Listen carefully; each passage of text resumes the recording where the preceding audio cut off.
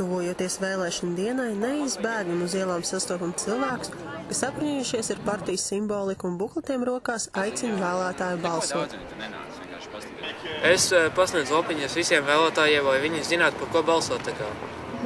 Un par ko vajadzētu balsot? Es teiktu, ka Zataru, jo šī ir jauna partija, un es personīgi, ja varētu balsot, es balsotu par Renāru Putniņu. Zatlera partijas jauniešu organizācija izveidojās šīs vasaras vidū no pilnīgas nulles.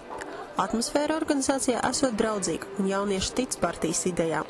Jaunieši stāsta, ka vecākie zatlerieši ieklausās viņu padomos un idejās, tāpēc, ja vēlētājiem prāts būs labvēlīgs, cīnīsies par tām arī valdības gaitiņos.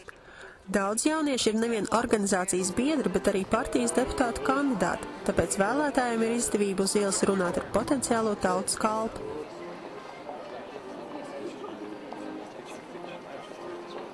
Pagaidām tā attieksme ir diezgan pozitīva.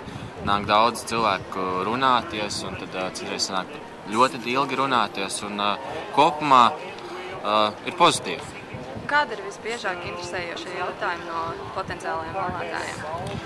Atkarībā no vēlētāju grupas, piemēram, no pensionāriem ir pārsvarā jautājumi par pensijām, no jaunākiem cilvēkiem ir vairāk jautājumi par izglītību, par ekonomiku.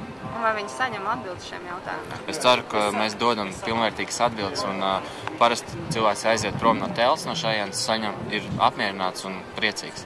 Jā, vēlēšana. Zatleru. Zatleru partija? Kādēļ tā? Nezinu, grūti teikt. Gudrs cilvēks noteikti. Ko es gribu novēlēt, lai Zatlerēm arī izdodas kaut kādīgi te uzvarēt, ja? Un arī jāpierāda jaunajiem zēniem, kas tur tagad būs deputāti kandidāti, jo jaunie tomēr pierādīs labāk. Tas ir vienmēr arī jaunā darbietā cilvēks, jaunais darbinieks. Viņš gribēs labāk strādāt, ja? Tie vecie, kas tur kungi sēž no gadu gadiem, viņi ir pieraduši, ka viņi būs deputāti, un nekas nemainīsies. Labāk jaunajiem vajag dot to. Taču ne visi vēlētāji tic jaunajam spēkam. Es šeit dzīvoju daudzus gadus, un vienalga gaisā virmo negatīvais. Vienkārši šie cilvēki, kā piemēram mēs, gaidam pārmaiņas, bet daudz gadu garumā nekas nav mainījies. Priekšvēlēšana pēdējās nedēļas ceturtdiena bija pēdējā reize, kad Vecrīgā slējās gaiši zilā telts. Jau sestdien jaunieši kopā ar pārējiem partijas biedriem sagaidīs vēlēšanu rezultātus, un priekšvēlēšana drudzes paliks vien atmiņās.